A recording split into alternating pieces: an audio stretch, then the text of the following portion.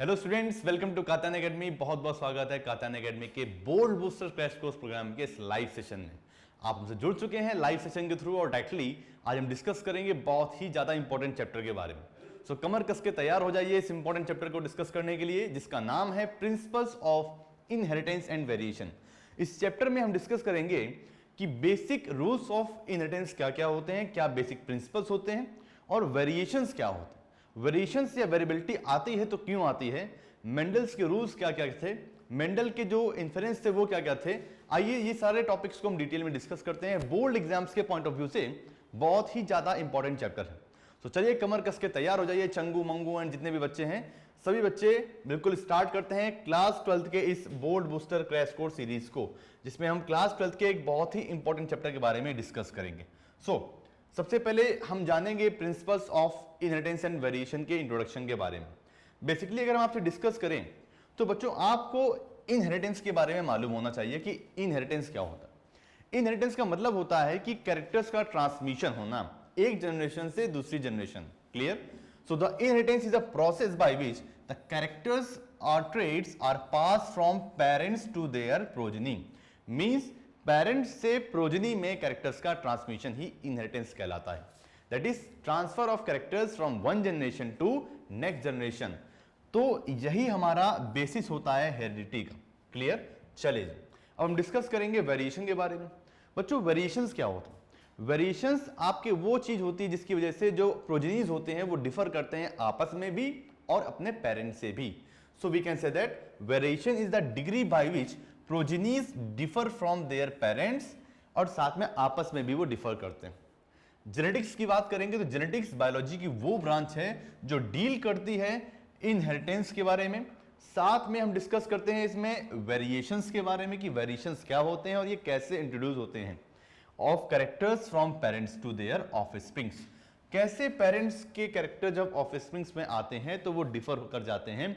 That means जो बच्चे बनते हैं, जो प्रोजेनीज होती है, जो नेक्स्ट जनरेशन आती है, वो अपने पेरेंट्स की एग्जैक्ट कॉपी नहीं होती। क्लियर? हम डिस्कस करेंगे मेंडल्स लॉ ऑफ इनहेरिटेंस के बारे में। बच्चों मेंडल्स लॉ ऑफ इनहेरिटेंस के बारे में समझने के पहले मैं आपको कुछ बातें बताना चाहूंगा।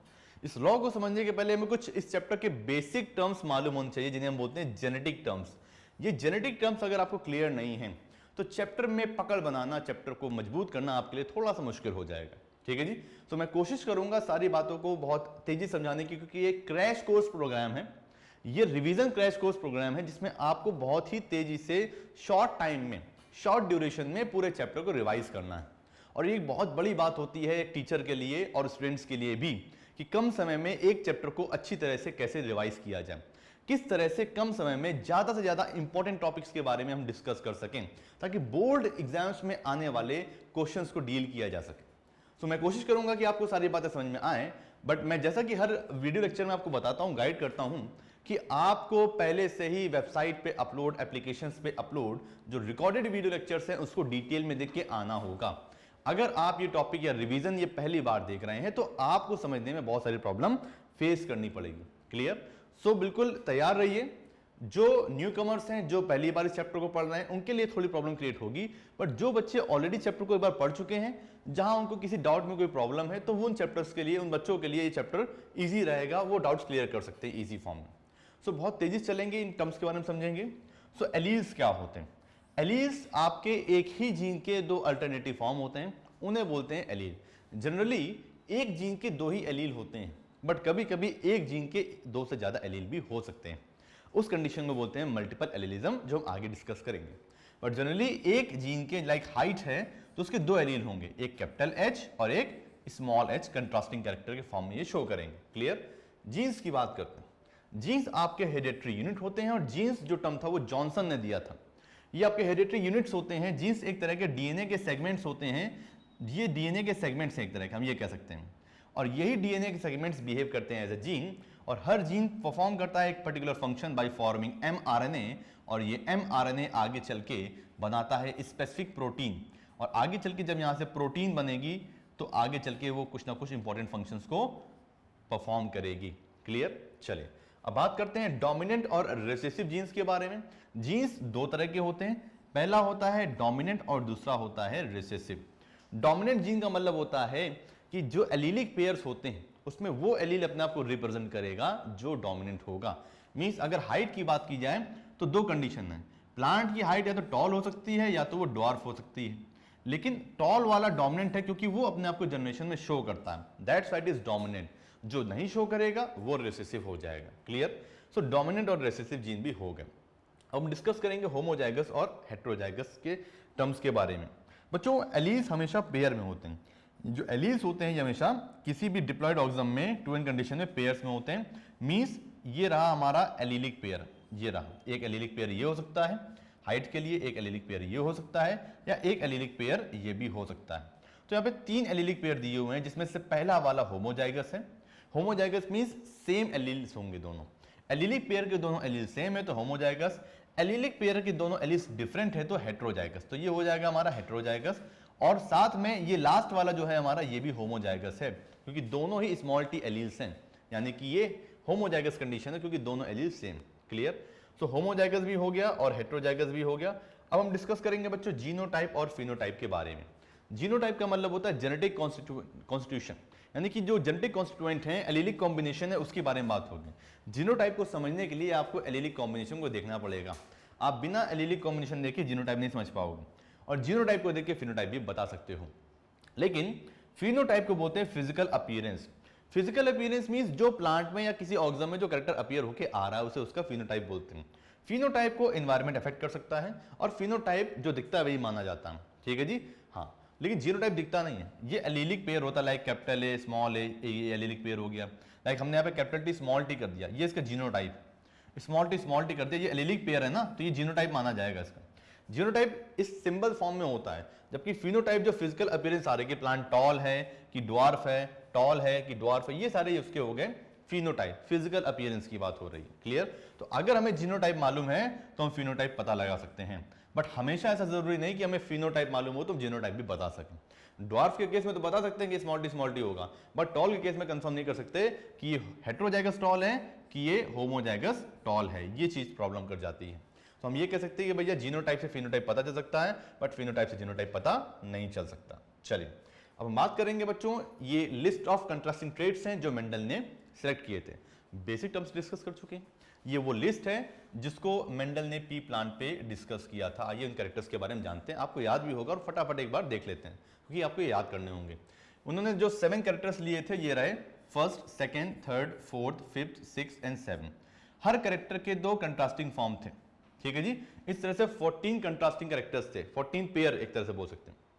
सो स्टेम हाइट या तो टॉल होगी या तो ड्वार्फ होगी, जिसमें डोमिनेंट ये दिए हुए हैं, रिसेसिव इस साइड दिए हुए हैं। फ्लावर कलर या तो वॉयलेट होगा या तो व्हाइट होगा। फ्लावर पोजीशन या तो एक्सिल पोजीशन होगी या तो टर्मिनल पोजीशन होगी। पॉड शेप या तो फुल पॉड होगा या तो कंस्ट्रिक्टेड पॉड होगा। पॉड कलर या तो ग्रीन पॉड होगा या तो येलो होगा। फिर सीड शेप राउंड होगा सीड या तो फिर रिंकल्ड होगा। सीड कलर या तो येलो सीड होगा या तो ग्रीन सीड होगा। ये सारी बातें हमने यहाँ पे डिस्कस करी जो कि इंपॉर्टेंट है। ये सारे कैरेक्टर्स आप याद कर सकते हैं, मेंडल ने इन कैरेक्टर्स के लेके ही क्रॉस कराया था। अब बात करेंगे मेंडल्स लॉ के बारे में। तो भैया बेसिक 3 लॉ दिए थे मेंडल ने। पहला था लॉ ऑफ डोमिनेंस, आप जानते होंगे। दूसरा था लॉ ऑफ सेग्रीगेशन, ये भी आपने सुना होगा। और लॉ ऑफ इंडिपेंडेंट असॉर्टमेंट तो बहुत ही ज्यादा फेमस है। स्टार्टिंग के जो 2 लॉ हैं, यानी कि law of dominance and law of segregation. Law of segregation को law of purity of gametes भी बोलते हैं, ये बात याद रखिएगा। यानी प्योरिटी ऑफ गैमेट्स के लॉ और लॉ ऑफ डोमिनेंस को हम रिप्रेजेंट कर सकते हैं, शो कर सकते हैं by monohybrid cross. Monohybrid cross का यूज करके हम इन 2 लॉस को रिप्रेजेंट कर सकते हैं, शो कर सकते हैं। जबकि लॉ ऑफ इंडिपेंडेंट असॉर्टमेंट को शो करने के लिए हमें यूज करना होगा डाई हाइब्रिड क्रॉस का। किसका यूज करना होगा? डाई हाइब्रिड क्रॉस का यूज करना होगा। क्लियर है जी? चलिए, सो बिल्कुल यात्रा में लगे रहिए, समझते रहिए, चीजों को सीखते रहिए, क्योंकि ये यात्रा रुकने वाली नहीं है, चलती रहेगी तब तक जब तक आप ऊंचाइयों को नहीं छू लेते, जब तक आप सीख नहीं जाते हैं कि मेंडल्स ने क्या क्या बातें बताई थी। ये यात्रा चलती रहेगी जब तक आप अपने सपनों को अचीव नहीं कर लेते। सो बिल्कुल तैयार रहिए, बिल्कुल भी डरने या घबराने की जरूरत नहीं है। अपने टीचर पे विश्वास रखिए, अपने आप पे विश्वास रखिए, अपने माता पिता और भगवान पे विश्वास रखिए, सब कुछ अच्छा होगा। बस आप अपनी मेहनत में कोई कमी मत छोड़िए। क्लियर? चलिए, सो मोनो हाइब्रिड क्रॉस की बात करते हैं जो मेंडल ने दिया था। मोनो हाइब्रिड क्रॉस, सो मेंडल ने मोनो हाइब्रिड क्रॉस को एक्सप्लेन किया था इस तरह से कि मोनो मीन्स होता सिंगल, वन, यानी कि जब हम 2 प्लांट्स का क्रॉस कराएंगे, ऐसे दो प्लांट के क्रॉस जो डिफर करेंगे सिर्फ one pair of contrasting characters में। That is when we study the inheritance of one pair of contrasting character, then such cross is known as monohybrid cross. Clear? That is when we consider the inheritance of one pair of contrasting character at a time in a cross. किसी भी cross में हम सिर्फ और सिर्फ एक pair contrasting character के inheritance की स्टडी कर रहे हैं, बाकी कैरेक्टर के इनहेरिटेंस से हमारा कोई लेने देना नहीं है। क्लियर? एग्जांपल की बात करेंगे तो मेंडल ने सिलेक्ट किया था tall and dwarf plant. Mendel ने टॉल एंड ड्वार्फ प्लांट को सिलेक्ट किया था, यानी यही दो कंट्रास्टिंग आपके ट्रेट्स थे जिनको मेंडल ने स्टडी के लिए सिलेक्ट किया था। चलिए मोनोहाइब्रिड क्रॉस में अब बात करेंगे मोनोहाइब्रिड क्रॉस से एक्सप्लेन होने वाले बेसिक जो दो हमारे लॉ हैं उनके बारे में, जिसमें से पहला लॉ है हमारा law of dominance. Law of dominance क्या कहता है भैया? डोमिनेट, वो जीन डोमिनेट करेगा F1 जनरेशन में, या वो जीन अपने आप को शो करेगा जो डोमिनेंट होगा। लॉ ऑफ डोमिनेंस ये बोलता है। Clear? Means a character which expresses itself in F1 generation। F1 generation क्या होती है? पेरेंट्स को क्रॉस कराने के बाद जो नया हाइब्रिड प्रोजेनी बनता है उसे F1 प्रोजेनी बोलते हैं, F1 जनरेशन बोलते हैं। और F1 प्रोजेनी में वो कैरेक्टर अपने आप को शो करेगा जो डोमिनेंट होगा, या जो कैरेक्टर अपने आप को एक्सप्रेस करेगा उसी को डोमिनेंट कैरेक्टर माना जाएगा।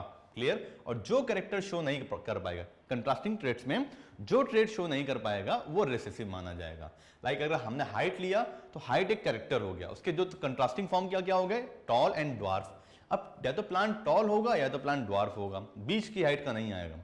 तो अगर प्लांट टॉल आया तो मीन्स टॉल जो था वो एक डोमिनेंट ट्रेट था, अगर ड्वार्फ आया तो ड्वार्फ क्या हुआ? एक डोमिनेंट ट्रेट था। तो जो भी अपने आप को F1 हाइब्रिड में शो करेगा वो ट्रेट डोमिनेंट माना जाएगा। सो the characters which express itself in F1 generation is called dominant character, and the characters does not express itself in the F1 generation is called recessive character. Clear? And can be explained by monohybrid cross, जो कि मैं already आपको बता चुका हूं कि इस law of dominance को हम मोनोहाइब्रिड क्रॉस से एक्सप्लेन कर सकते हैं, और ये यूनिवर्सली एक्सेप्टेड लॉ नहीं है। ठीक है जी? चलिए अब हम डिस्कस करेंगे बच्चों लॉ ऑफ सेग्रीगेशन या law of purity of gametes के बारे में। इसे लॉ ऑफ सेग्रीगेशन भी बोलते हैं, या इसे बोलते हैं law of purity of gamete. As the name suggest, gametes हमेशा प्योर होते हैं, वो कभी भी मिक्स नहीं होते। ऐसा नहीं कि दो एलिस मिक्स कर जाएंगे, capital T small T mix कर जाएंगे और हाइब्रिड प्लांट बनेगा तो वो मीडियम हाइट का होगा, ऐसा नहीं होता। या तो प्लांट टॉल होगा या तो प्लांट ड्वार्फ होगा। जो हाइब्रिड प्लांट होगा, जो F1 जनरेशन होगी, 100% उसमें कैपिटल टी स्मॉल टी दोनों ही एलील आएंगे, बट शो अपने आप को एक करेगा जो डोमिनेंट वाला होगा, रेसेसिव वाला शो नहीं करेगा अपने आप को। क्लियर? सो ये बात याद रखिएगा। ठीक है जी? तो क्लियर है ना ये बात? तो इस बात को जरा समझिए। सो यहाँ पे समझिए बात को, लॉ ऑफ सेग्रीगेशन और law of purity of gametes के बारे में। In a hybrid union members of an allelic pair remains together without mixing, diluting और altering each other and they separate during gamete formation. यानी हम ये कह सकते हैं कि जब किसी दो प्लांट्स को यानी दो पेरेंट्स को क्रॉस कराते हैं और उनकी हाइब्रिडाइजेशन से बनने वाला जो नया मेंबर होता है उसमें जो एलिलिक पेयर्स होते हैं वो साथ में रहेंगे बट आपस में मिक्स नहीं होंगे, डाइल्यूट नहीं करेंगे एक दूसरे को, वो सेग्रीगेट रहेंगे, प्योर रहेंगे और अपने आप को शो करेंगे व्हेनेवर दे आर, जब आपके प्रेजेंट होंगे जब भी तो वो शो करेंगे और गैमीट फॉर्मेशन टाइम पे फिर से सेपरेट हो जाएंगे। आइए इस क्रॉस को देखिए, मोनोहाइब्रिड क्रॉस है। पेरेंट्स लिए प्योर टॉल, प्योर ड्वार्फ यानी homozygous tall and dwarf, pure parents थे। यहाँ पे गैमीट्स बन चुके हैं, गैमीट्स यहाँ पे बनाए। आप जानते हैं एक गैमीट में सिर्फ एक एलील जाता है, ये बात भी आपको मालूम होनी चाहिए। उसके बाद क्रॉस कराएंगे तो भैया एक एक गैमीट ले लेंगे तो ये हमारे F1 जनरेशन आ जाएगी। F1 जनरेशन आपने देखा सारे के सारे टॉल। फिर पेरेंट्स हमने लिया यानी कि हमने F1 में सेल्फिंग करा दी। क्या करा दी? सेल्फिंग करा दी। यानी कि सेल्फिंग कराने के बाद पता चला भैया कि F2 जनरेशन आएगी। अब तो सेल्फिंग कराने पर क्या करा, इसी के क्रॉस इसी से करा दिया क्योंकि बाइसेक्सुअल फ्लावर होता है पी का। तो capital T small T cross with capital T small T, इनके गैमीट्स बनाए, एलील सेपरेट कर दिए, इनके गैमीट्स बनाए, एलील सेपरेट कर दिया और फिर क्रॉस करा दिया। पुनेट स्क्वायर का यूज करके हमने F2 जनरेशन पा ली। और इस तरह से देखिए हम यहाँ पे रेशियो मिल गया। आपको यहाँ पे दो तरह के प्लांट्स मिलेंगे अगर ऑब्जर्वेशन करेंगे फिनोटिपिकली। फिनोटाइप देखेंगे तो आपको दो तरह के प्लांट्स मिलेंगे जिसमें मोस्टली जो होंगे टॉल यानी 75% टॉल होंगे और 25% ड्वार्फ होंगे। यानी कहने का मतलब ये कि फिनोटाइप अगर आप देखेंगे, फिजिकल अपीयरेंस देखेंगे तो 3 टॉल मिलेंगे और एक ड्वार्फ मिलेगा। ये हमारा रेशियो रहा 3:1। जबकि अगर आप जीनोटाइप की बात करेंगे तो टॉल में भी हमारा जो 2 टॉल थे यानी 50% जो टॉल थे वो हेट्रोजाइगस टॉल थे, जबकि 25% टॉल जो थे ये हमारे होमोजाइगस टॉल थे और रिमेनिंग बचे हुए 25% जो थे ये हमारे ड्वार्फ थे। यानी कि अगर जीनोटाइप की बात की जाए तो प्योर टॉल सिर्फ हमारा एक आया 4 में से, हाइब्रिड टॉल यहाँ पे 2 आ गए 4 में से, और ड्वार्फ प्लांट 1 आ गया, ठीक है, 4 में से। इस तरह से रेशियो निकाल सकते हैं। तो हम ये कह सकते हैं कि भैया जीनोटिपिक रेशियो जो आएगा वो आएगा 1:2:1, जबकि जो फिनोटिपिक रेशियो है वो 3:1 आएगा मोनो हाइब्रिड क्रॉस में। ये आप याद कर लीजिएगा, कई बार प्रैक्टिस भी कर चुके हैं इसकी। आइए अब डिस्कस करते हैं इस डायग्राम के थ्रू किस तरह से। देखिए यहाँ पे टॉल प्लांट यूज किया गया, यहाँ पे ड्वार्फ प्लांट यूज किया। F1 जनरेशन में वही सारे के सारे टॉल प्लांट मिले, F1 जनरेशन में जितने भी प्लांट मिले सारे टॉल थे, लेकिन एलील तो रेसेसिव वाला भी आया था ना, बट वो मिक्स नहीं हुआ। मीडियम हाइट के प्लांट नहीं मिलेंगे, प्योर टॉल वाले ही, आई मीन प्योर टॉल का जो टॉल एलील आएगा वो अपने आप को शो करेगा क्योंकि वो डोमिनेंट है, और यहाँ पे टॉल प्लांट मिल गए। जब सेल्फिंग कराएंगे तो क्योंकि जो रेसेसिव एलील प्रेजेंट था वो अपने आप को सेपरेट करेगा, सेग्रीगेट करेगा, और यहाँ पे इस तरह से जब सेग्रीगेट कर लेगा तो एक ड्वार्फ प्लांट हमको यहाँ पे मिल जाएगा, और ये हाइब्रिड टॉल मिलेंगे और ये प्योर टॉल मिल जाएगा। इस तरह से हमें पता चला भैया कि गैमेट्स मिक्स नहीं होते हैं, सेग्रीगेट रहते हैं। सेम वही मोनो हाइब्रिड क्रॉस है। यहाँ पे देखिए 3 टॉल यहाँ पे मैंने दिखाए और एक ड्वार्फ दिखा दिया यहाँ पे। इस तरह से दिखने में 3 टॉल 1 ड्वार्फ दिखना means phenotype, physical appearance 3:1। Clear? चलिए, तो जीनोटाइप रेशियो 1:2:1, फिनोटाइप रेशियो 3:1। याद कर लीजिएगा, आपको अच्छे से आता भी होगा ये सारी चीजें। अब बात करेंगे बच्चों लॉ ऑफ इंडिपेंडेंट असॉर्टमेंट के बारे में। Law of independent assortment, Mendel ने लॉ ऑफ इंडिपेंडेंट असॉर्टमेंट को समझाने के लिए यूज किया था डाई हाइब्रिड क्रॉस का। 2 पेयर्स ऑफ कंट्रास्टिंग कैरेक्टर के इनहेरिटेंस का यूज किया था। उन्होंने देखा किस तरह से 2 पेयर्स ऑफ कंट्रास्टिंग कैरेक्टर्स एक जनरेशन से दूसरी जनरेशन में जाएंगे, और उसके बाद उन्होंने बताया लॉ ऑफ इंडिपेंडेंट असॉर्टमेंट के बारे में कि एक कैरेक्टर्स के जो एलील्स हैं वो इंडिपेंडेंटली सेग्रीगेट करेंगे और वो किसी भी दूसरे कैरेक्टर के एलील के साथ जा सकते हैं, इंडिपेंडेंट होते हैं। ये लॉ कहलाता है independent assortment. That is when 2 pure parents differing in 2 pair of contrasting characters, यानी जब 2 pure parents जो कि डिफर कर रहे हैं 2 पेयर ऑफ कंट्रास्टिंग कैरेक्टर्स में, इनको क्रॉस कराएंगे तो जो एक पेयर ऑफ कैरेक्टर का जो इनहेरिटेंस है वो इंडिपेंडेंट होगा of another pair of character. Means जब हमने ऐसे पेरेंट्स लिए जिसमें डिफरेंस था 2 पेयर ऑफ कंट्रास्टिंग कैरेक्टर में, तो जब उनके बीच में क्रॉस कराते हैं तो दोनों पेयर जो डिफर कर रहे थे एक दूसरे से ट्रेट्स के, उसका जो इनहेरिटेंस होगा वो एक दूसरे पेयर से इंडिपेंडेंट होगा, यानी इंडिपेंडेंटली सेग्रीगेट करेंगे। आइए इसको और डिटेल में समझने की कोशिश करेंगे। पहले डायब्रिड क्रॉस को समझते हैं। सो डायब्रिड क्रॉस क्या होता है? जैसे मोनो हाइब्रिड क्रॉस समझा वैसे इसको भी समझेंगे भैया। When we consider the inheritance of 2 pair of contrasting character at a time in a cross, then this type of cross is known as dihybrid cross. And the cross between round and yellow seeds with wrinkled and green seed, है ना, round and yellow seeds with wrinkled and green seed, ये हमारा example था dihybrid cross का, Mendel ने जो use किया। ये देखिए राउंड येलो सीड का यूज किया था, रिंकल्ड ग्रीन सीड का यूज किया था। रिंकल्ड शेप हो गया, ग्रीन कलर हो गया, राउंड शेप हो गया, येलो कलर हो गया। तो 2 पेयर ऑफ कंट्रास्टिंग कैरेक्टर है भैया, जिसमें राउंड जो था वो शेप था सीड का जो कि डोमिनेंट कैरेक्टर था, येलो जो था वो भी एक डोमिनेंट कैरेक्टर था जो कि कलर का था, रिंकल्ड रेसेसिव कैरेक्टर है, सीड शेप का है, ग्रीन एक रेसेसिव कैरेक्टर है, कलर का है ये, ठीक है। सो इस तरह से जब हमने प्योर डोमिनेंट और प्योर रेसेसिव पेरेंट्स के बीच में क्रॉस कराया तो जो F1 जनरेशन आई वो डोमिनेंट पेरेंट से रिसेंबल कर रही थी। सिर्फ F1 हाइब्रिड जो होगा वो एक पेरेंट से रिसेंबल करेगा जो कि डोमिनेंट वाला था। क्यों? क्योंकि डोमिनेंट एलील तो यहाँ पे आ चुके हैं ना, कैपिटल R और कैपिटल Y यहाँ प्रेजेंट है।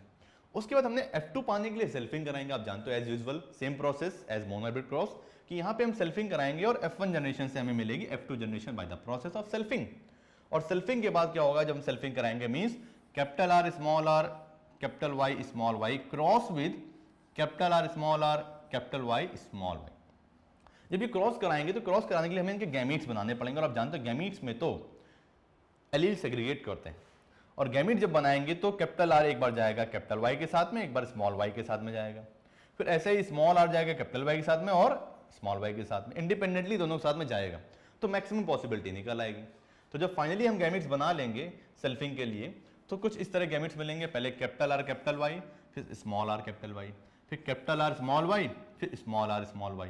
सिमिलरली क्योंकि पेरेंट सेम रहेगा, सेल्फिंग कराने जा रहे हैं तो जो यहाँ पे एक पेरेंट के गैमीट्स बनेंगे सिमिलरली सेम गैमीट्स इस पेरेंट के भी बन जाएंगे और आपस में करा देंगे क्रॉस। और क्रॉस कराने के बाद आप तो जानते हैं डोमिनेंट और रेसेसिव जीन्स के एलील्स के बेसिस पे आप फिनोटाइप बता सकते हो कि ये, क्योंकि आपको जीनोटाइप मालूम चल जाएगा जब आप एलील्स को फ्यूज कराओगे, like capital R capital R capital Y capital Y, तो आपके पास ये जीनोटाइप है। और मैंने आपको बताया था जीनोटाइप देख के आप फिनोटाइप बता सकते हो कि दिखने में कैसा होगा। तो दोनों ही डोमिनेंट एलील आएंगे तो सीड का जो शेप होगा वो राउंड होगा, और यहाँ पे भी दोनों डोमिनेंट आ गए तो ये दिखने में येलो होगा। अगर एक भी डोमिनेंट आ गया तो भी डोमिनेंट अपने आप को शो करेगा। क्लियर? यानी कहने का मतलब कि अगर हम इसको ले लेते हैं, ये देखिए capital R small R, round seed होगा क्योंकि एक रिसेसिव और एक डोमिनेंट भी तो है यहाँ पे, राउंड सीड का शेप हो जाएगा। फिर यहाँ पे कैपिटल वाई स्मॉल वाई, तो कैपिटल वाई जो होगा वो डोमिनेंट है, इस वजह से सीड का कलर भी येलो होगा। इस तरह से आप ये सारे पता कर लेंगे। और जो फाइनली रेशियो आता है जो आपको याद करना है कि राउंड येलो सीड्स आपको मिलेंगे 9 राउंड और येलो सीड्स मिलेंगे, राउंड ग्रीन सीड मिलेंगे 3, रिंकल्ड येलो सीड मिलेंगे 3, और फाइनली जो pure recessive wrinkled green seeds होंगे यानी कि स्मॉल आर स्मॉल वाई वाले, ये आपको मिलेगा सिर्फ 1, है ना। तो इस तरह से हम ये कह सकते हैं कि जो फिनोटिपिक रेशियो है डाई हाइब्रिड क्रॉस का वो आ जाएगा 9:3:3:1। ये मेंडेलियन रूल बताता है कि डाई हाइब्रिड क्रॉस में जो फिनोटिपिक रेशियो है वो 9:3:3:1 आता है, ये बात याद रख लीजिएगा। चलिए अब हम बात करेंगे डेविएशंस के बारे में बच्चों, कि बहुत सारे ऐसे रूल्स हैं जो मेंडलिज्म से डेविएट कर रहे हैं। इन डेविएशंस के बारे में समझना बहुत जरूरी है, जिसमें पहले हम डिस्कस करेंगे इनकम्प्लीट डोमिनेंस के बारे में कि इनकम्प्लीट डोमिनेंस क्या होता है। बच्चों इनकम्प्लीट डोमिनेंस को समझने की कोशिश करिएगा। As the name suggest, incomplete dominance जब कोई एक एलील कंप्लीटली डोमिनेट नहीं कर पाता है over another allele, then this condition is known as incomplete dominance. Okay, so it is a phenomena in which phenotype of F1 hybrid offspring does not resemble any of the parent, किसी भी parent से वो resemble नहीं करता है, but is an intermediate between the expression of the two allele in their homozygous state। यानी कि जो इंडिविजुअल बनेगा वो अपना किसी भी पेरेंट से रिसेंबल नहीं करेगा, वो दोनों के बीच का होगा, यानी दोनों एलील कंप्लीटली डोमिनेट अपने आप को नहीं कर पाए हैं। ठीक है जी। अब आप कहेंगे सर यहाँ पे भी एलील मिक्स हो जाते हैं ना, एलील तो यहाँ पे भी मिक्स नहीं होते हैं, बट डोमिनेट नहीं कर पाते, थोड़ा वो शो करेगा थोड़ा वो शो करेगा। क्लियर? चलिए सो समझते हैं इस बात को इस डायग्राम के थ्रू। देखिए यहाँ पे क्या है कि हमने स्नैपड्रैगन का यूज किया, और स्नैपड्रैगन में हमने या मिराबिलिस जिलापा में इनकम्प्लीट डोमिनेंस को शो करने के लिए, क्योंकि दो वैरायटी आती है, एक रेड कलर का प्लांट आता है, एक व्हाइट कलर का आता है। तो ये रेड कलर का ये हमारे प्योर रेड एलील्स हो गए, ये व्हाइट हमारे एलील्स हो गए। ठीक है जी। अब इसमें एक डोमिनेंट होना चाहिए था, एक रेसिस। जब हमने आपस में क्रॉस कराया और F1 जनरेशन हमारे पास आई तो पता चला भैया F1 जनरेशन में पेरेंट रिसेंबल करने चाहिए थे किसी एक पेरेंट की तरह, डोमिनेंट वाले की तरह अकॉर्डिंग टू मेंडलिज्म, बट यहाँ पे जो F1 प्रोजेनी थी वो नाइदर ऑफ पेरेंट से रिसेंबल कर रही थी, किसी से भी रिसेंबल नहीं कर रही थी। वो आगे पिंक कलर की, कैसी आगे बताइए, पिंक कलर की आगे, यानी कि यहाँ पे पूरा पूरा व्हाइट भी नहीं आया, पूरा पूरा रेड भी नहीं आया। अभी भी यहाँ पे एलील्स की मिक्सिंग नहीं हुई है, ये बात याद रखिएगा। एलील्स अभी सेग्रीगेट ही हैं, क्योंकि अगली जनरेशन में हमने जब सेल्फिंग कराई F1 की, तो सेल्फिंग कराने पर रेड देखिए आ गया, ये दो रहे हमारे इंटरमीडिएट पिंक, और ये रहा व्हाइट, सेग्रीगेट कर गया एलील्स। ठीक है ना। बट यहाँ पे डोमिनेटिंग जो नेचर था एलील्स का वो कंप्लीटली नहीं हो पाया, इस वजह से बोलते हैं इनकम्प्लीट डोमिनेंस, और मेंडल्स के रूल्स को ये डेविएट करता है। फिनोटाइपिक जीनोटाइपिक रेशियो की बात करेंगे तो दोनों रेशियोज में सेम होते हैं, 1:2:1, ये हमारा रेशियो आता है दोनों ही। ठीक है जी। तो ये बात याद रखिएगा। और ये रही हमारी F2 जनरेशन जो सेल्फिंग ऑफ F1 से हमको मिली है। 1 प्योर रेड होगा, 2 आपके पिंक होंगे, और एक हमारा हो जाएगा व्हाइट। तो फिनोटाइप देखेंगे या जीनोटाइप देखेंगे तो भी आपको सेम रेशियो मिलेगा यहाँ पे। चलिए अब आगे बढ़ेंगे और बढ़ेंगे कोडोमिनेंस के बारे में। As the name suggest, codominance means दोनों ही एलील अपने आप को डोमिनेट करेंगे, शो करेंगे। तो इसमें क्या होता है, एक ऐसा फिनोमिना होता है जिसमें जो दो एलील्स होते हैं वो अपने आप को एक्सप्रेस करते हैं independently when present together in an organism. किसी भी ऑर्गेनिज्म में जब वो प्रेजेंट होंगे तो इंडिपेंडेंटली अपने आप को शो करेंगे। हम दूसरे शब्दों में कह सकते हैं कि एक ऐसा फिनोमिना है जिसमें ऑफस्प्रिंग शो करेगा resemblance to both of the parents, दोनों ही पेरेंट्स से रिसेंबल करेगा। एग्जांपल हो जाएगा ABO blood grouping in human beings.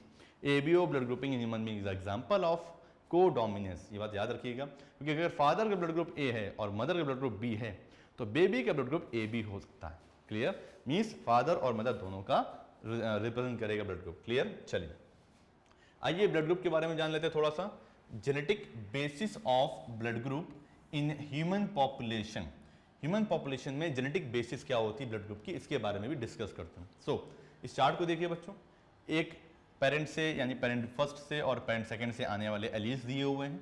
तो पॉसिबिलिटी क्या है ब्लड ग्रुप की, जीनोटाइप क्या हो जाएगा, यहाँ पे ये दिया हुआ है, और ब्लड ग्रुप क्या होगा, ये दिया हुआ है। तो भैया आई एलील होता है ब्लड ग्रुप के लिए, IA तो ये ब्लड ग्रुप ए हो जाएगा।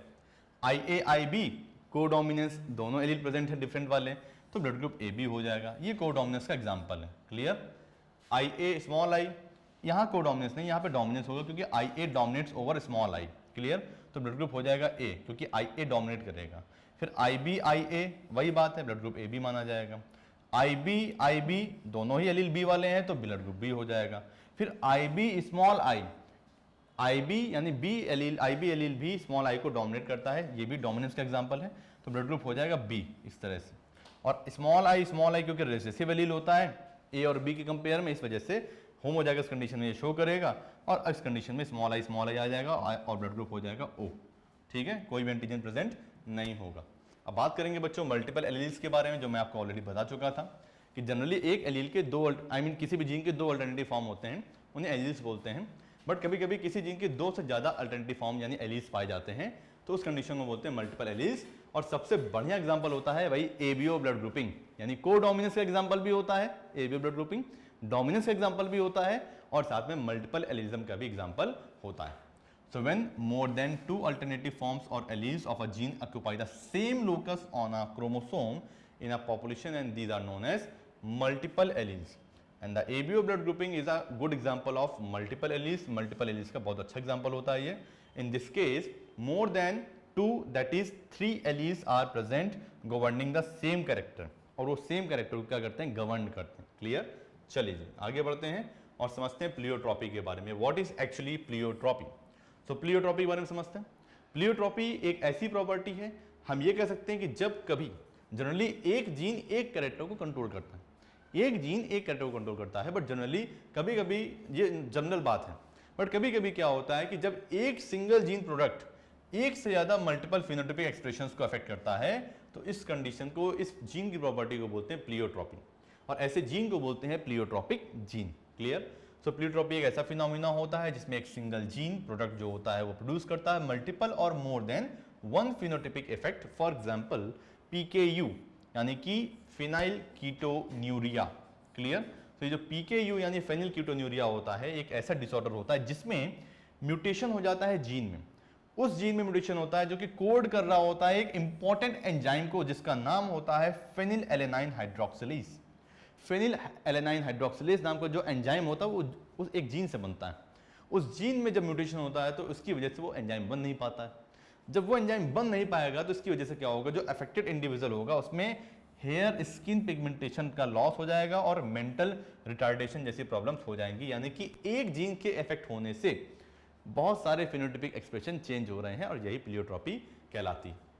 दूसरा एग्जांपल अगर प्लियोट्रॉपी का लेंगे तो गार्डन पी की बात करेंगे, जिसमें स्टार्च सिंथेसिस और साइज ऑफ स्टार्च ग्रेन और शेप ऑफ सीड, ये सारे जो भी एक्सप्रेशंस हैं ये एक जीन ही कंट्रोल करता है। यानी जो जीनोटाइप और जो फिनोटाइप हैं वो कुछ इस तरह से हैं, लाइक अगर कैपिटल बी एलिलिक कंपोजिशन है तो सीड राउंड होंगे और स्टार्च ग्रेन साइज बड़ा होगा, क्योंकि डोमिनेंट एलील्स है तो स्टार्च ग्रेन का साइज बड़ा होगा तो शेप भी राउंड हो जाएगा। अगर हेटेरोजाइगस कंडीशन है तो स्टार्च ग्रेन का साइज इंटरमीडिएट हो जाएगा, लेकिन सीड का शेप अभी भी राउंड रहेगा, है ना। और यहाँ पे अगर रिसेसिव कंडीशन आ गई तो क्योंकि रिसेसिव है तो स्टार्च ग्रेन का साइज स्मॉल हो जाएगा, और स्मॉल स्टार्च ग्रेन के साथ साथ में सीड का शेप रिंकल्ड हो जाएगा। यानी स्टार्च ग्रेन का साइज और साथ में जो सीड का शेप है वो दोनों ही चीजें एक जीन ही कंट्रोल कर रहा है। यानी एक जीन एक से ज्यादा फिनोटाइपिक एक्सप्रेशन को कंट्रोल कर रहा है, और यही प्रॉपर्टी तो प्लियोट्रॉपी कहलाती है मेरे लाल। समझ में आ गया ना, लाल पीले हरे नीले, समझ में आ गया। चलो भैया आगे बढ़ते हैं। हम डिस्कस करेंगे बच्चों पॉलीजीनिक इनहेरिटेंस के बारे में। Polygenic inheritance as the name suggest, बहुत सारे जीन्स रिस्पॉन्सिबल होते हैं किसी कैरेक्टर के इनहेरिटेंस के लिए। क्लियर? जैसे कि हम डिस्कस करेंगे सबसे पहले, it is given by Galton in 1833। इसमें जो ट्रेड्स होते हैं, ठीक है, किसी ट्रेड को कंट्रोल करने के लिए 3 और मोर देन 3 जीन्स रिस्पॉन्सिबल होते हैं, यानी मल्टीपल जीन्स रिस्पॉन्सिबल होते हैं। These traits are called polygenic traits। इन्हें क्या बोलते हैं? Polygenic traits. आप याद कर लीजिए कौन कौन से ट्रेट्स पॉलीजेनिक होते हैं, एग्जाम्स के पॉइंट ऑफ व्यू से बहुत ही इंपॉर्टेंट है। और वाइवा वगैरह में, जो बोर्ड एग्जाम्स में वाइवा होता है उसमें भी बहुत ज़्यादा पूछे जाते हैं कि ये पॉलीजेनिक ट्रेट्स क्या क्या होते हैं। एग्जाम्पल बहुत ज़्यादा इंपॉर्टेंट है, लाइक यहाँ पे डिस्कस करेंगे ह्यूमन में जो स्किन कलर होता है वो पॉलीजेनिक होता है, which is caused by a pigment melanin. Melanin pigment आप जानते होंगे स्किन में होता है। Clear? The quantity of melanin is due to the 3 pairs of polygenes A, B and C। ये आप याद कर लीजिएगा। चलिए अब एक बार कंपैरिजन कर लेते हैं मेंडेलियन इनहेरिटेंस का और पॉलीजेनिक इनहेरिटेंस का और प्लियोट्रॉपी का, तीनों में क्या डिफरेंस होता है। बच्चों मेंडेलियन इनहेरिटेंस में क्या होता है, इनके हिसाब से एक जीन कंट्रोल करता है एक ट्रेट या कैरेक्टर को या फिनोटाइप को, सिर्फ एक जीन। पॉलीजीनिक में क्या है, दो या दो से ज्यादा जीन जो होंगे वो इन्फ्लुएंस करेंगे एक सिंगल कैरेक्टर को, सिंगल ट्रेट को या सिंगल फिनोटाइप को, इसे बोलते हैं पॉलीजीनिक। जबकि प्लियोट्रॉपी ये कहती है भैया कि एक सिंगल जीन का जो प्रोडक्ट होगा, that is one gene controls expression of more than one trait और फिनोटाइप। समझ में आ गया? तो तीनों बातें अलग अलग है, आपने कंपेयर करके समझ लिया, जो कि ऑलरेडी हम पढ़ चुके हैं। हम डिस्कस करेंगे क्रोमोसोमल थ्योरी ऑफ इनहेरिटेंस के बारे में, जिसको दिया था सटन एंड बॉवेरी ने 1902 में। वॉल्टन सटन, थियोडर बॉवेरी, बहुत ही इंपॉर्टेंट ये फैक्ट है, याद कर लीजिएगा, पूछा जाता है, इनका कंट्रीब्यूशन भी पूछा जाता है बहुत ज़्यादा। सो इन्होंने क्रोमोसोमल थ्योरी का या क्रोमोसोमल सेग्रीगेशन का नॉलेज यूज करके, मेंडेलियन प्रिंसिपल्स का यूज करके क्रोमोसोमल थ्योरी ऑफ इनहेरिटेंस को दिया था। ठीक है, ये बात इंपॉर्टेंट है। इस थ्योरी के अकॉर्डिंग अगर देखा जाए तो जितने भी हेरिडिटरी कैरेक्टर्स होते हैं वो स्पर्म और एग के अंदर ही पाए जाते हैं, क्योंकि ये एक जनरेशन से, यानी जो गैमीट्स होते हैं ये एक जनरेशन से दूसरी जनरेशन के बीच की लिंक होते हैं, ब्रिज होते हैं। जो हेरिडिटरी फैक्टर्स होते हैं ये कैरीड होते हैं by the nuclear material. Clear? फिर लिखा chromosomes are also found in pairs like Mendelian alleles. जो क्रोमोसोम्स होते हैं वो भी पेयर्स में पाए जाते हैं, जैसे कि मेंडेलियन एलील्स पेयर में होते हैं, ये बात भी, जिन्हें हम बोलते हैं homologous pair of chromosome. Clear? जिसमें सेम लोकाई पे सेम जीन्स होते हैं। The two alleles of a gene pair are located on homologous site of the homologous chromosome. Same site होती है किसी भी होमोलोगस क्रोमोसोम में, सेम साइट पे सेम एलेलिक पेयर वाले जीन होते हैं। The sperms and eggs have haploid sets of chromosome, ये बात आपको मालूम है क्योंकि वो मियोसिस से बनते हैं, which fuses to reestablish the diploid state। तो ये भी क्वेश्चन पूछा जाता है, मियोसिस होना बहुत जरूरी है, मियोसिस नहीं होगा तो उस कंडीशन में डिप्लॉइड कंडीशन रीएस्टैब्लिश नहीं हो पाएगी, है ना। तो मियोसिस जो होता है बहुत जरूरी होता है for the process of gametogenesis. And उसके बाद हम डिस्कस करेंगे the genes are carried on to the chromosome, क्योंकि भैया क्रोमोसोम बना होता है क्रोमेटिन से, और क्रोमेटिन की एक पर्टिकुलर लेंथ यानी डीएनए बिहेव करता है एज अ जीन, है ना। चलिए, सो अब हम आगे बढ़ेंगे और इस डायग्राम को देखेंगे किस तरह से जीवन फेज में आगे ग्रोथ हो रही है। G2 में ग्रोथ हुई सिंथेसिस, क्योंकि बीच में आया था एस फेज, और देखिए डीएनए का अमाउंट डबल हो गया। क्रोमोसोम का नंबर चेंज नहीं हुआ, बट एस फेज में डीएनए का अमाउंट देखिए डबल हो गया। और उसके बाद जब मियोसिस फर्स्ट में एनाफेज आया तो यहाँ पे बाइवेलेंट थे जो सेपरेट करेंगे, फिर मियोसिस सेकंड के एनाफेज में डीएनए का अमाउंट जो डबल था वो डिवाइड करके क्रोमोसोम में कन्वर्ट हो जाएगा, और जर्म सेल्स में हैप्लॉइड कंडीशन ही पहुंचेगी। ठीक है ना, हाफ सेट ऑफ क्रोमोसोम पहुंचेगा। क्लियर? चलिए, ये बताती थी क्रोमोसोमल थ्योरी ऑफ इनहेरिटेंस। अब हम डिस्कस करेंगे बच्चों लिंकेज के बारे में और रिकॉम्बिनेशन के बारे में, कि भैया लिंकेज और रिकॉम्बिनेशन क्या होता है। ठीक है जी। सो लिंकेज और रिकॉम्बिनेशन को अच्छे से समझने की कोशिश करिए कि what is actually linkage and recombination. बच्चों, लिंकेज का मतलब होता है किसी चीज का लिंक होना। कभी कभी कुछ कैरेक्टर्स ऐसे होते हैं जो बहुत क्रोमोसोम में बहुत क्लोज होते हैं, जीन्स की बात हो रही है यहाँ पे, कुछ जीन्स या कुछ एलील्स इतना क्लोज होते हैं क्रोमोसोम पे, सेम क्रोमोसोम में, अपोजिट क्रोमोसोम्स की बात नहीं हो रही, होमोलोगस पेयर्स की बात नहीं हो रही, एक ही क्रोमोसोम में जो एलील्स प्रेजेंट है, दो अलग अलग कैरेक्टर्स के, वो कभी कभी इतना ज्यादा क्लोज होते हैं कि उनके बीच में एक बॉन्ड हो जाता है, एक तरह का लिंकेज आ जाता है, जिसकी वजह से वो जहां पे भी जाएंगे वो साथ में जाएंगे। और आप जानते हैं दोस्ती उतनी ही मजबूत होती है जितना की क्लोजनेस होती। आप किसी से रोज मिलेंगे दोस्ती और मजबूत होती चली जाएगी, किसी से हफ्ते में एक बार मिलेंगे, कभी कभी मिलेंगे, दोस्ती थोड़ी सी वीक हो जाएगी, और देर से मिलेंगे तो दोस्ती और वीक हो जाएगी। यानी कहने का मतलब ये कि लिंकेज उतना ही ज्यादा स्ट्रांग होगा जितनी ज्यादा डिस्टेंस कम होगी बिटवीन जीन्स, है ना। तो जो रिलेटेड जीन्स हैं, पास में रहने वाले जीन्स हैं, उनके बीच में एक तरह का फिजिकल एसोसिएशन होता है। ये बात बताई थी मॉर्गन ने, और उनके ग्रुप में जो कोवर्कर्स थे उन्होंने बताई थी, और इसको ऑब्जर्व किया था ड्रोसोफिला नाम की एक मक्खी पे, जिस ड्रोसोफिला को बोलते हैं हम लोग फ्रूट फ्लाई। क्या बोलते हैं? Fruit fly. तो इन्होंने ड्रोसोफिला पे एक्सपेरिमेंट किए थे। क्यों किए थे? ड्रोसोफिला को ही क्यों सेलेक्ट किया? मेंडल ने पी प्लांट को ही क्यों सेलेक्ट किया? मेंडल क्यों सक्सेस हुए? मेंडल क्यों फेल हुए? ये सारी बातें, रीडिस्कवरी ऑफ मेंडल वर्क, ये सारी बातें डिटेल में आप हमारी वीडियोस में देख सकते हैं। ठीक है जी। रिवीजन सेशन में हम मेन बातों को लेंगे यहाँ पे। क्लियर? चलिए, सो मॉर्गन और उसके कोवर्कर्स ने, इसके जो ग्रुप के मेंबर्स थे, उन्होंने ड्रोसोफिला को सिलेक्ट किया एज एक्सपेरिमेंटल मटेरियल, और उन्होंने देखा कि जो दो जीन्स थे, डायब्रिड क्रॉस उन्होंने कराया, two pair of contrasting character का क्रॉस कराया, तो डायब्रिड क्रॉस में जो दो जीन्स थे जो कि सेम क्रोमोसोम में थे,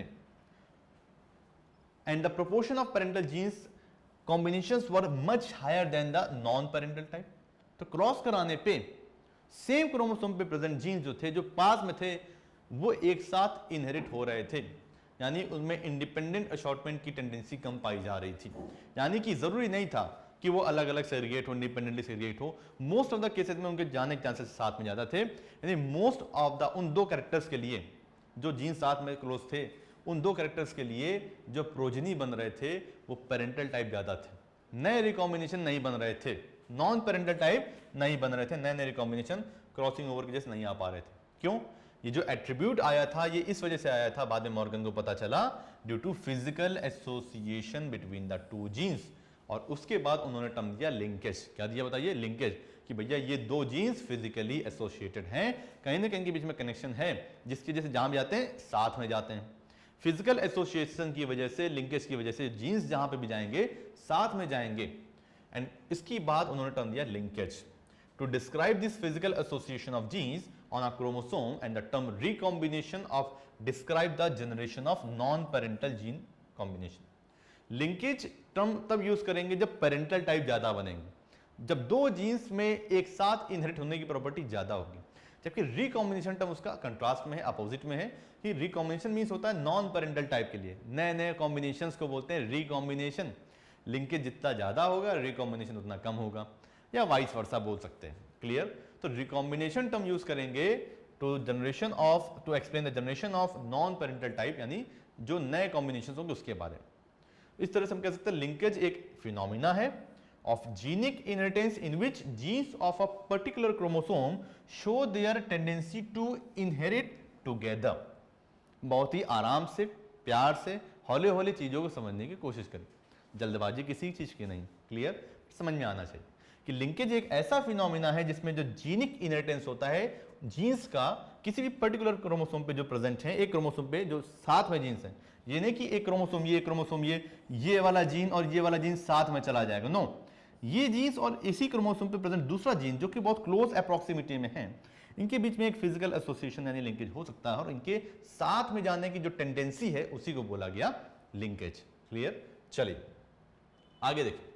तो मॉर्गन और उसके जो ग्रुप थे उन्होंने ये सारी बातें फाइंड की कि जीन्स अगर मान लो सेम क्रोमोसोम पे हैं, और कुछ जीन्स जो थे उसमें भी देखा जाए, मानना कि जीन्स सेम क्रोमोसोम पे बहुत सारे होते हैं, लेकिन कुछ जीन्स बहुत ज्यादा टाइटली लिंक्ड थे और कुछ जीन्स लूजली लिंक्ड थे। जो जीन्स टाइटली लिंक्ड थे उनके बीच में लिंकेज स्ट्रॉन्गर था। मोस्ट ऑफ द केसेस में जो पेरेंटल कॉम्बिनेशन थे वो ज्यादा बन रहे थे, नए रिकॉम्बिनेशन बन ही नहीं रहे थे उन जीन्स के बीच में। लेकिन लिंक ऐसा उन्होंने माना कि लिंकेज क्या है? स्ट्रॉन्गर है उन जीन्स के बीच में। And the frequency of the recombination is low, cross ए, जो कि एनसीईआरटी बना हुआ क्रॉस ए। जो रिकॉम्बिनेशन की फ्रीक्वेंसी थी वो काफी लो थी। अरे भैया जब लिंकेज स्ट्रॉन्ग होगा तो रिकॉम्बिनेंट कहां से बन पाएंगे? पेरेंटल टाइप के ही तो बनेंगे, पेरेंटल कैरेक्टर तो ही एज इट इज आ जाएंगे।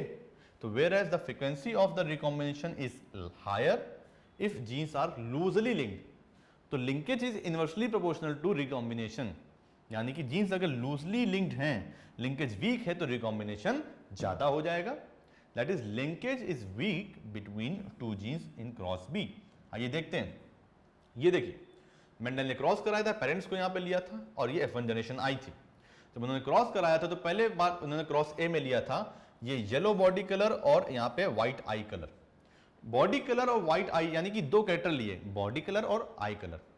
जब बॉडी कलर और आई कलर के बीच में क्रॉस कराया तो उनको पता चला कि भैया जो पेरेंटल कॉम्बिनेशन थे वो ज्यादा आ रहे थे। क्यों? क्योंकि आप साफ साफ इस डायग्राम में देखिए दोनों के बीच में डिस्टेंस कितनी कम है।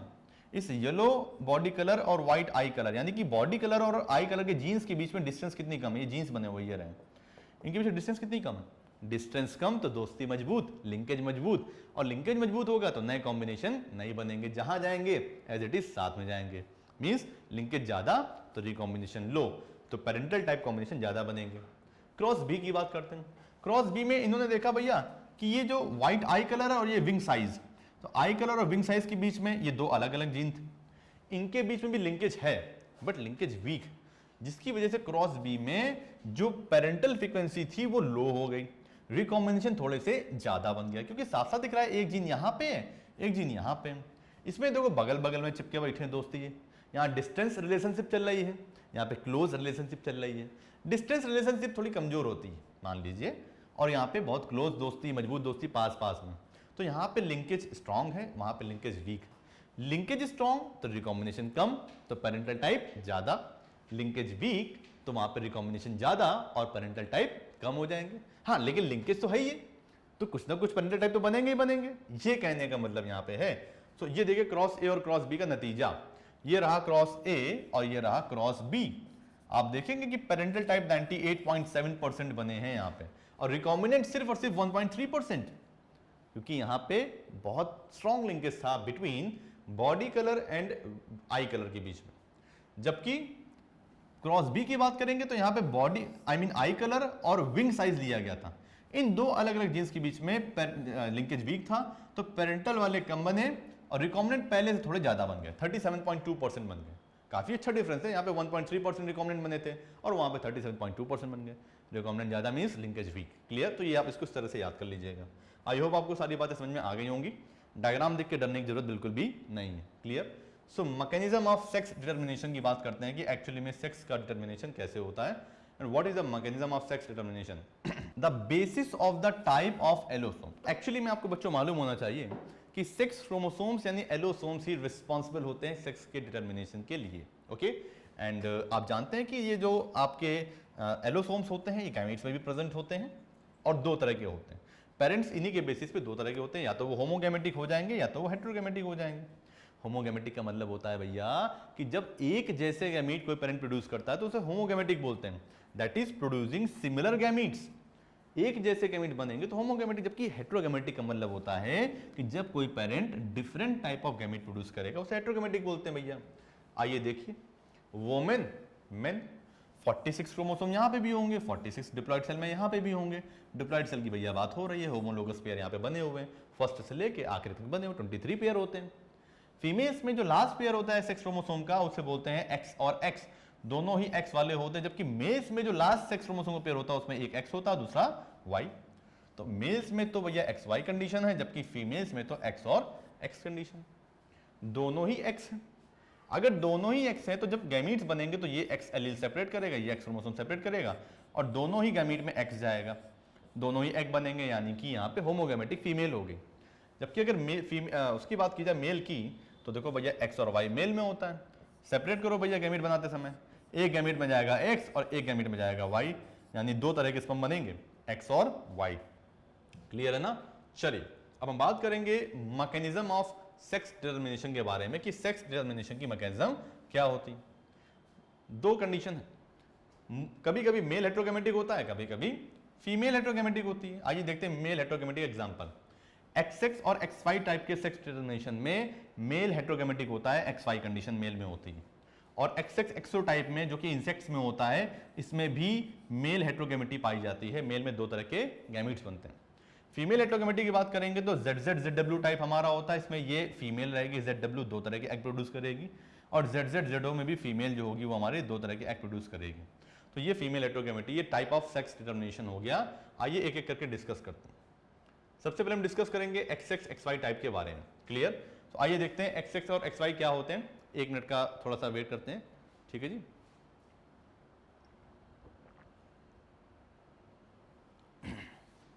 चलिए जी, वापस आते हैं, welcome back at Katyayan academy, और डिस्कस करेंगे XX XY टाइप के सेक्स डिटर्मिनेशन के बारे में। सो बच्चों, थकिएगा बिल्कुल भी नहीं। अगर मैं नहीं थका हूं तो आपको भी थकने की इजाजत नहीं है। बिना थके बिना रुके आगे बढ़ते चलेंगे, चीज़ों को समझते चलेंगे, बहुत ही आसानी से डिस्कस करेंगे सारे टॉपिक्स के बारे में। बहुत ही आसान टॉपिक्स हैं, एकदम से बिल्कुल सही से हो जाएंगे। सो XX एंड XY टाइप के बारे में डिस्कस करते हैं। आप जानते हैं कि ये जो सेक्स डिटर्मिनेशन का जो मेथड है ये ड्रोसोफिला मेलनगेस्टर यानी फ्रूट फ्लाई में और ह्यूमन बींग्स में होता है। ठीक है, ये बात इंपॉर्टेंट है। सो ये जो टाइप है ये इंसेक्ट्स लाइक ड्रोसोफिला में होता है। ड्रोसोफिला मेलनगेस्टर पूरा नाम इसका होता है, और मैमल्स इंक्लूडिंग ह्यूमंस में भी ये पाया जाता है। आइए इस डायग्राम को देखिए और समझने की कोशिश करिए। आप जानते हैं कि भैया यहाँ पे ह्यूमन बींग्स में कैसे होगा, देखिए जैसा ह्यूमन बींग्स में ऐसे ही ड्रोसोफिला में होगा। क्लियर? फादर एक्स और वाई, मदर एक्स और एक्स, गैमीट्स बनाए, इन क्रोमोसोम्स को सेपरेट कर दिया, गैमीट्स बनाए, क्रोमोसोम्स को सेपरेट कर दिया, two type of sperm, two type of ovum, fuse कराएंगे तो पता चला 50% प्रोबेबिलिटी होती फीमेल होने की और 50% प्रोबेबिलिटी होती मेल चाइल्ड होने की। एक्स और एक्स, एक्स और एक्स, एक्स वाई, ये पॉसिबिलिटी बन जाएगी। ये बात याद रखिएगा। ठीक है जी। और अब हम आगे डिस्कस करेंगे बच्चों मेल और फीमेल के बारे में। यहाँ पे आप देखिए डायग्राम को, किस तरह से ये XX कंडीशन यहाँ पे बन रही है, किस तरह से ये दो तरह के स्पर्म बने, X और Y, X और X। ये पुनेट स्क्वायर मेथड हो गया आपका, इसमें हमने बॉक्स बना के इस तरह से क्रॉस करा दिया इन दोनों के स्पर्म और एग को और इस स्पर्म और एग को, और मैक्सिमम पॉसिबिलिटी हमने निकाल ली यहाँ पे इस तरह से। क्लियर। चलिए अब आगे डिस्कस करेंगे ZZ-ZW मेथड। तो ZZ-ZW मेथड क्या होता है? इस मेथड में क्या होता है, जनरली बर्ड्स, फाउल और फिशेस इन्वॉल्व होती हैं। फीमेल्स में दो तरह के एग बनते हैं, Z वाले और एक W क्रोमोसोम वाले। तो एक एग में Z होगा और एक एग में W क्रोमोसोम पाया जाता है। क्लियर।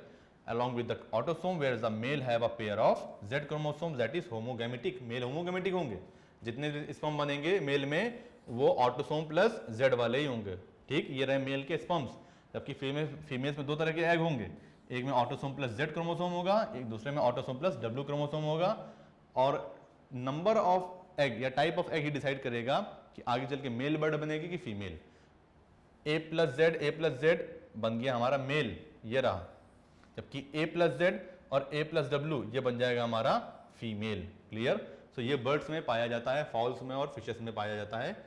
अब हम बात करेंगे sex determination in honey bee. भैया हनी बी में तो हैप्लोडिप्लॉइड मेथड पाया जाता है। आप जानते हो फीमेल हनी बी कैसी होती है, डिप्लॉइड होती है, मियोसिस से प्रोड्यूस करेगी वो एग, हैप्लॉइड एग मियोसिस से प्रोड्यूस करेगी। ठीक है, तो लिख दिया मियोसिस। ठीक है, मियोसिस से वो हैप्लॉइड एग प्रोड्यूस करेगी। अब क्या होगा, हैप्लॉइड स्पर्म होते हैं वो फर्टिलाइज कर देते हैं। तो हैप्लॉइड स्पर्म फर्टिलाइज करेंगे इस हैप्लॉइड एग को, तो फर्टिलाइजेशन हो जाएगा, और फर्टिलाइजेशन के बाद क्या बनेगा, डिप्लॉइड फीमेल बन जाएगी फिर से।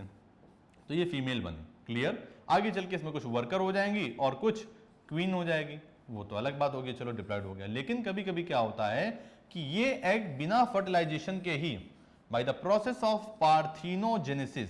पार्थिनोजेनेसिस के प्रोसेस से ही ये एग हैप्लॉइड मेल में कन्वर्ट हो जाता है। और इस हैप्लॉइड मेल को बोलते हैं ड्रोन। क्या बोलते हैं बताइए, ड्रोन बोलते हैं। ये हैप्लॉइड होते हैं, बिना फर्टिलाइजेशन के बनते हैं, इनकी माँ तो होती है बट इनका बाप नहीं होता है। क्लियर, यानी ये बिना फर्टिलाइजेशन के बने हुए हैं। ठीक है, सो इस तरह से हम ये कह सकते हैं, भैया इसको याद कर लीजिएगा, बहुत ही इंपॉर्टेंट मेथड है।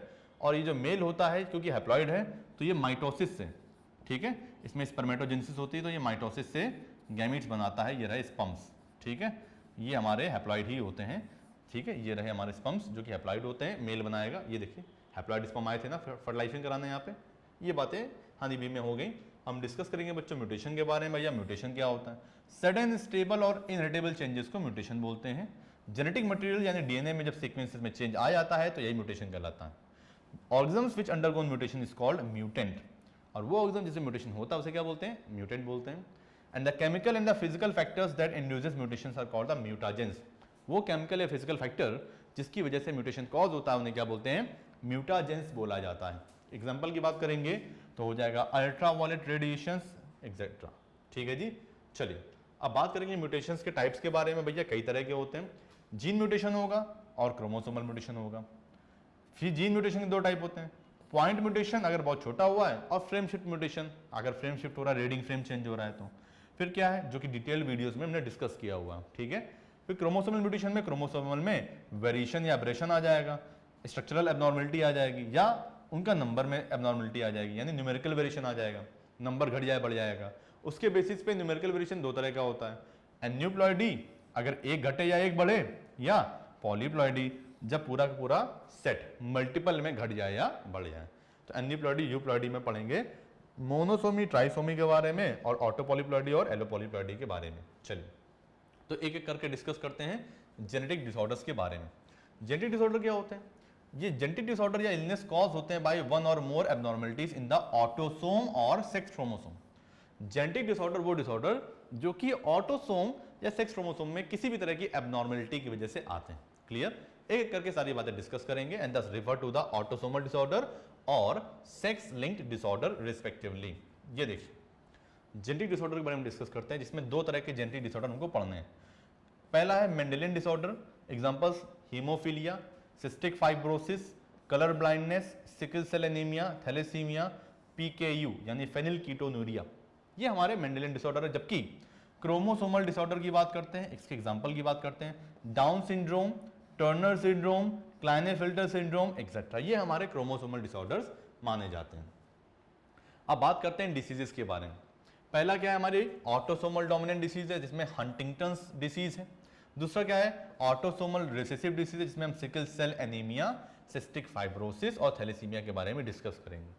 फिर तीसरा क्या है सेक्स लिंक्ड डोमिनेंट डिसीज आएगी जिसमें डिफेक्टिव टूथ इनेमल आता है।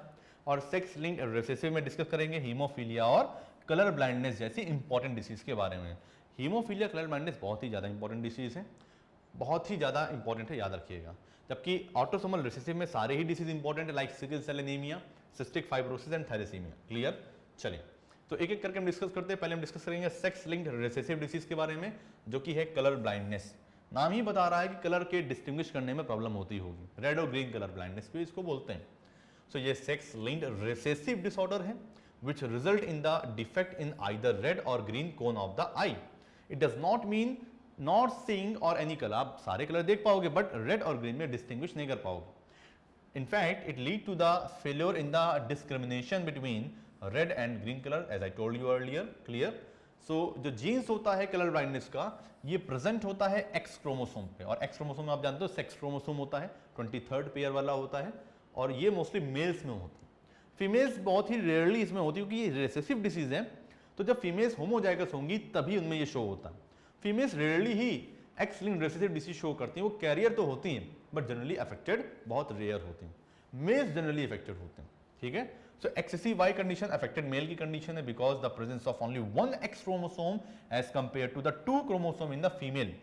अगर एक्स लिंक्ड रिसेसिव डिसीज को शो करना है मेल में तो एक ही सफिशिएंट है, जबकि फीमेल में अगर एक्स लिंक्ड रिसेसिव डिसीज को शो करना है तो कम से कम दोनों ही क्रोमोसोम में कलर ब्लाइंडनेस का जीन होना चाहिए।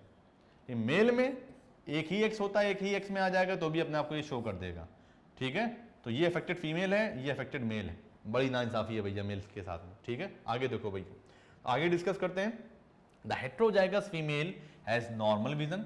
अगर ये कंडीशन है कि भैया फीमेल तो है बट ये हेट्रोजाइगस है तो इसका विजन नॉर्मल होगा और ये कैरियर होगी, अपने सन्स में ये जीन ट्रांसफर करेगी। ठीक है? But is a carrier and passes of the disorder to some of her son. कुछ लड़कों में ये बीमारी के जीन ट्रांसफर होंगे। नोट पॉइंट डिस्कस करते हैं। Haemophilia and colour blindness show criss cross inheritance.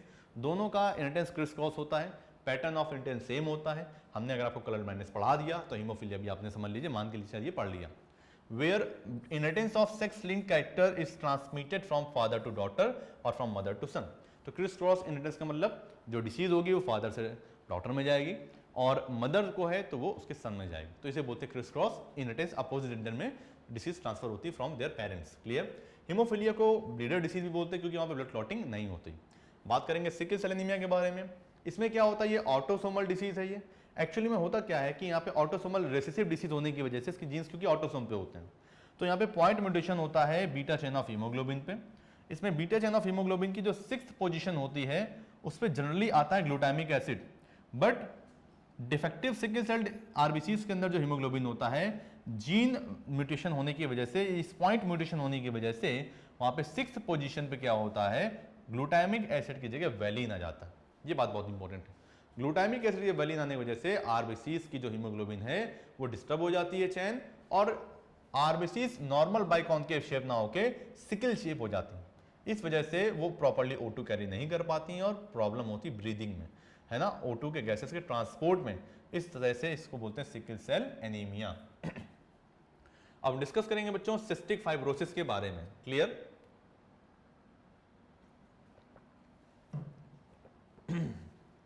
So cystic fibrosis, cystic fibrosis क्या होता है? It is the most common lethal genetic disease. Lethal means fatal, जानलेवा। Clear? Due to the recessive mutation on the 7th chromosome. 7th chromosome पर recessive mutation की वजह से problem हो जाती है। इसकी वजह से बॉडी में एबनॉर्मल ग्लाइकोप्रोटीन्स बनती हैं जो कि सॉल्ट मेटाबॉलिज्म में इंटरफियर करती हैं, जिसकी वजह से क्या होता है, जो म्यूकस निकलता है वो बहुत ज्यादा विस्कस हो जाता है ना, and the mucus secreted by the body becomes abnormally viscid and blocks passage in the lungs, liver and pancreas. Multiple organs में ये थिकर यानी कि विस्किड जो म्यूकस होता है ये प्रॉब्लम क्रिएट करता है, ब्लॉकेज कॉज कर देता है, जिसकी वजह से जान भी जा सकती है, लीथल डिसीज होती है, फेटल डिसीज होती है। क्लियर? चलिए बात करेंगे पीकेयू के बारे में। फेनिल कीटोन्यूरिया क्या होता है? ये एक इनबॉर्न एरर होती है मेटाबॉलिज्म की, जो कि इनहेरिट होती है as an autosomal recessive trait. Inborn error है मेटाबॉलिज्म की, बाय बर्थ होती है, और ये ऑटोसोमल रिसेसिव डिसीज होती है। इसका जो जीन होता है वो 12th क्रोमोसोम पे होता है, 12th ऑटोसोम पे होता है। क्लियर? ये जो फेनिल एलेनाइन नाम का जो हमारा अमीनो एसिड होता है वो एक्युमुलेट हो जाता है and gets converted into the phenylpyruvic acid in the absence of an enzyme that is आपका phenylalanine hydroxylase. Phenylalanine hydroxylase नाम का एंजाइम ना निकलने की वजह से ये अमीनो एसिड एक्युमुलेट हो जाएगा और ये कन्वर्ट हो जाएगा फेनिल पायरुविक एसिड में एंड अदर डेरिवेटिव्स में, leading to mental retardation due to accumulation in brain, क्योंकि वो ब्रेन में इकट्ठा हो जाएगा। क्रोमोसोमल डिसीज की बात करते हैं या क्रोमोसोमल डिसऑर्डर्स की बात करते हैं। These are caused by absence, excess or abnormal arrangement of one or more chromosomes. And the chromosomal disorders can be studied by the analysis of karyotype. Chromosomal disorder में chromosomes के absence की बात होगी, excess की बात हो सकती है, नंबर की बात हो रही है कि भैया नंबर या डैमेज भी हो सकता है। मोस्टली नंबर्स का एबनॉर्मलिटी आती है, अरेंजमेंट की एबनॉर्मलिटी आती है। जिसमें पहले हम डिस्कस करेंगे बच्चों डाउन सिंड्रोम के बारे में। डाउन सिंड्रोम बहुत ही फेमस डिसीज है, बहुत ही फेमस डिसऑर्डर है, जिसको सबसे पहले डिस्क्राइब किया था जी लैंगडन डाउन ने 1866 में। ये होता क्यों है? क्योंकि हमारे ऑटोसोम में यानी 21st पेयर वाले ऑटोसोम में ट्राइसोमी हो जाती है। एक क्रोमोसोम जो होता है 21st में ज्यादा आ जाता है। 21st वाले पेयर पे 2 की जगह 3 क्रोमोसोम हो जाते हैं ड्यू टू नॉन डिसजंक्शन की वजह से। सो इसे बोलते हैं trisomy of 21st chromosome in humans. Clear? Symptom की बात करते हैं। Individuals are short stature with small rounded head and furrowed tongue and partially open mouth. Partially open mouth रहता है, आइए इस फोटो को देखिए, समझिए, आगे चल के देखेंगे। palm is broad with characteristic palm crease and show mental, physical and psychomotor development. Slow होता है बहुत ज्यादा, मेंटल डेवलपमेंट, फिजिकल डेवलपमेंट और साइकोमोटर डेवलपमेंट काफी ज्यादा स्लो होता है। इस फोटो को देखिए बच्चों, पार्शियली ओपन माउथ है, ये माउथ पार्शियली ओपन रहेगा, ठीक है। और भी बहुत सारे सिम्टम्स होते हैं डाउन सिंड्रोम में। क्लियर? ये देखिए 21st पेयर पे 3 क्रोमोसोम आ चुके हैं, ट्राइसोमी हो चुकी है यहाँ पे ऑटोसोम पे। क्लियर? तो ट्राइसोमी एट 21st क्रोमोसोम की, ट्राइसोमी का मतलब होता है 1 additional chromosome at 21st pair of chromosome is known as Down syndrome. Okay, अब हम डिस्कस करेंगे टर्नर सिंड्रोम के बारे में। टर्नर सिंड्रोम क्या बोलता है? ये एक ऐसा डिसऑर्डर होता है जो कि कॉज होता है due to the absence of, ये इंपॉर्टेंट बात है, absence of one of the X chromosome. Sex chromosome की बात हो रही है बच्चों। तो अगर कोई भी एक एक्स सेक्स क्रोमोसोम अगर एब्सेंट हो जाता है तो इस कंडीशन को बोलते हैं टर्नर सिंड्रोम। दैट इज 46 की जगह 45 क्रोमोसोम ही होंगे और कंडीशन हो जाएगी XO। क्लियर? सिम्टम की बात करते हैं। अफेक्टेड फीमेल्स स्टेराइल होती हैं, ओवरीज आपकी रुडिमेंट्री होती है, वर्किंग पोजीशन, वर्किंग कंडीशन में नहीं होती। Lack of secondary sexual characters absent होते हैं। पुअर ब्रेस्ट डेवलपमेंट भी पाया जाता है। क्लाइनफेल्टर सिंड्रोम की बात करते हैं। क्लाइनफेल्टर सिंड्रोम क्या होता है? It occurs due to the presence of an additional copy of X chromosome. Klinefelter syndrome जो होता है ये additional copy of X chromosome की वजह से होता है, resulting in the karyotype of 47 chromosome होते हैं। मींस एक एडिशनल कॉपी हो जाएगी सेक्स क्रोमोसोम पे। XXY कंडीशन होती है मेल्स में एंड XXX कंडीशन होती है फीमेल्स में, दोनों में ही 47 क्रोमोसोम पाए जाता है।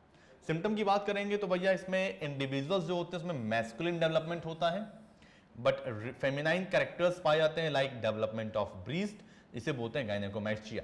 बहुत ही इंपॉर्टेंट बात है बच्चों। गायनेकोमैस्टिया एक ऐसी डिसीज, एक ऐसी कंडीशन होती है इसमें मेल्स में फीमेल के कैरेक्टर आते हैं, यानी कि यहाँ पे फेमिनाइन कैरेक्टर्स आ जाएंगे, डेवलपमेंट ऑफ ब्रीस्ट हो जाएगा, पुअर बियर्ड ग्रोथ हो जाएगी, फेमिनाइन पिच्ड वॉइस हो जाएगी and such unclear individuals are sterile. ये ऐसे इंडिविजुअल्स स्टेराइल होते हैं।